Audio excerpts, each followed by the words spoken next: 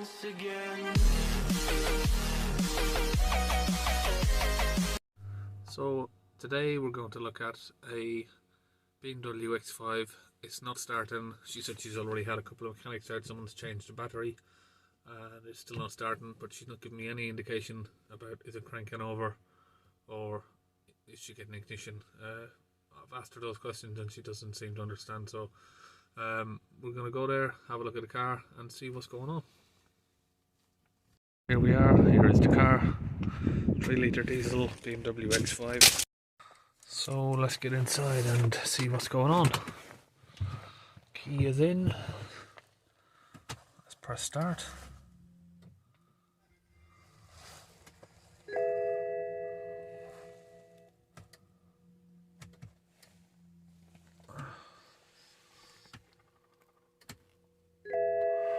Okay, so we're just not getting anything from it. And system 4x4 system disabled, failed, restricted, driving moderation.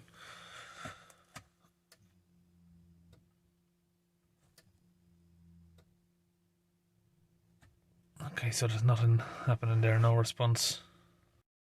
Having a look down here, we're trying to release the gear lever to put it in neutral to see if that makes any difference, but it doesn't want to move.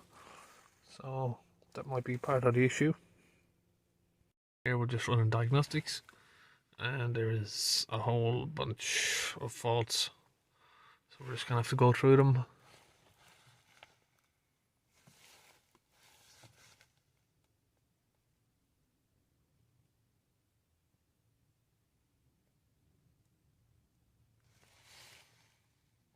Glow plug activation, throttle valve actuator, exhaust back pressure sensor. Seems to have like some electrical sort of problem that's shut everything down. VGT transfer box, transmission control, combi cluster. Let's have a look in there.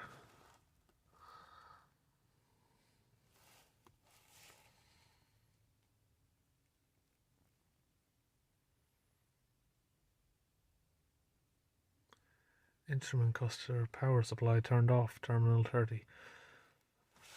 So,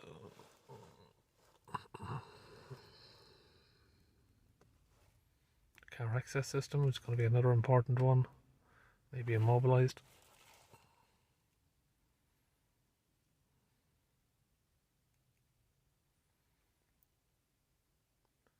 Starter motor terminal 30, terminal 50, sorry.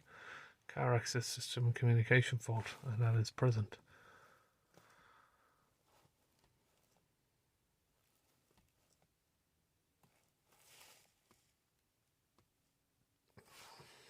Junction box.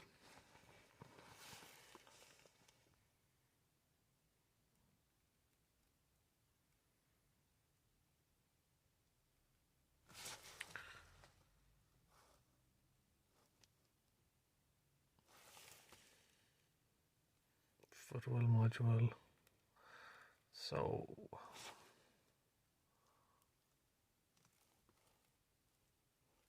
I think I'm just going to do a quick erase for a minute.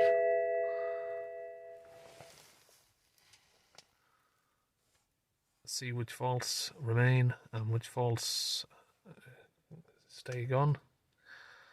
It'll give us a better idea, because at the minute there's just a lot of different faults coming up, way too many.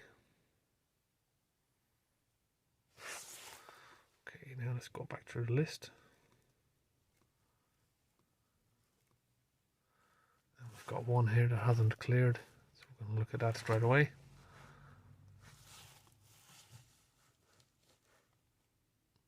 This might give us a better idea of what's happening immediately. Glow plug activation, all of that again.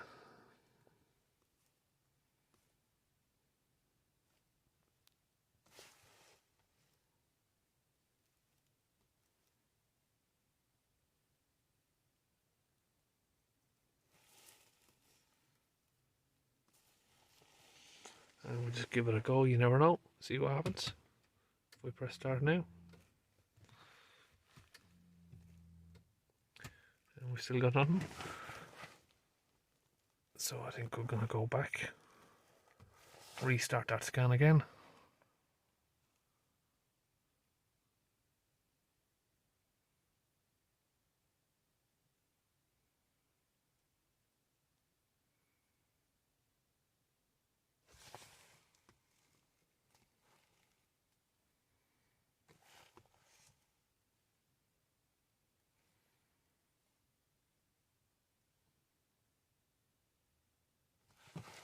My sensor fault is not really important.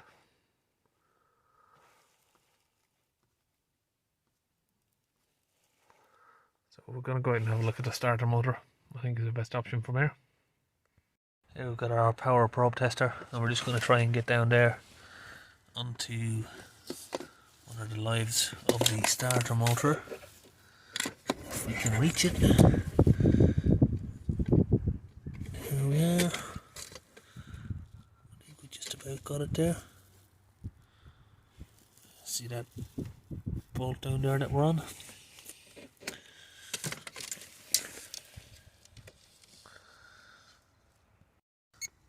And you hear that beeping there, that means we've got power on the starter. And if we can get to the ignition wire, I'm going to just try and reach it down here. Okay, so we've put our probe onto the main live feed of the starter and it's working. We've put our probe onto the starter, the ignition feed that goes to the starter, and that's working when you press start. So it looks like we just got a dodgy starter because we're getting power but it's not responding. And we've just got our bar here. We're just going to try the old-fashioned method of giving it a knock to see if it makes any difference. Sometimes they can come to life temporarily. Now we're back inside. Just gave it a few bangs, a few knocks and bangs on the starter motor itself.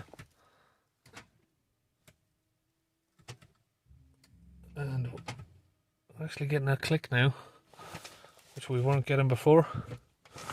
Get on a little bit of response. And would you look here?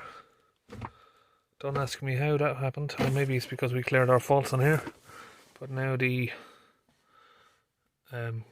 gear lever is moving, which it was locked solid before.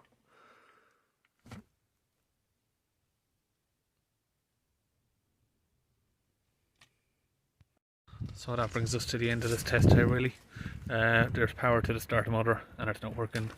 So if the customer agrees to have one fitted, we will make another video on having this starter motor fitted, and hopefully we'll see the car working. That's the end of it for now.